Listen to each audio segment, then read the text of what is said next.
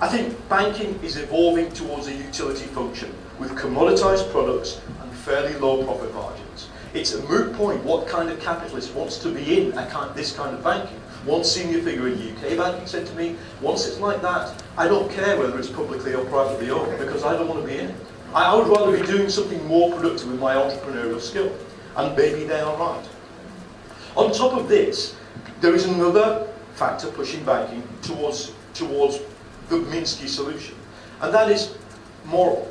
You know, having extended the safety net once to the entire system, it is no logical for us to presume that that will always happen, certainly for a generation. And therefore the whole argument, I work for Merrill Lynch, I take high risks, I should earn high rewards, even if Merrill Lynch could be revived in its old form, is an invalid argument. Because the answer is, no, you're wrong. It is me, the social worker on my push bike, in my stripy jumper, who is taking the risks, not you. And therefore I should have a share of the upside. And you should, you have no moral claim to high risk systemically, certainly maybe tactically because of your entrepreneurial skill you may. I'll finish with this.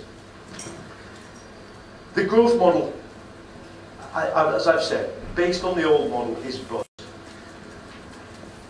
The nationalisation that is being contemplated, I don't think will solve things on its own. I think we have to see a very, very assertive monetary Keynesianism, that is quantitative easing, on top of that, and a systemic bailout of the emerging markets, which, as you know, are the real red indicator on the radar screen at the moment. Eastern Europe, Kazakhstan, Ukraine, the real danger of collapse is there.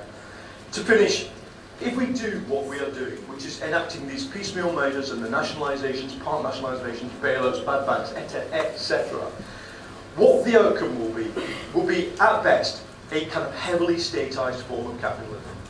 I think everybody who has studied statised forms of capitalism, I have, knows that they are pretty undynamic. You know, they are pretty undynamic. Where does the dynamism come from? The question, this is only the question that has to be asked of those who want to involve themselves in a debate about new system design is how to make a non-financially complex capitalism. That is, a capitalism that does have a socialised banking system as its base layer, how to make it dynamic. That's where civil society, democracy, distributed power come in. Because the last experiment in that, whether we call it FDR's New Deal or whether it's called Russia, the last experiment did not work. And those of us who are kind of engaged in the exploration of whether it could work have to start by acknowledging that. Thank you.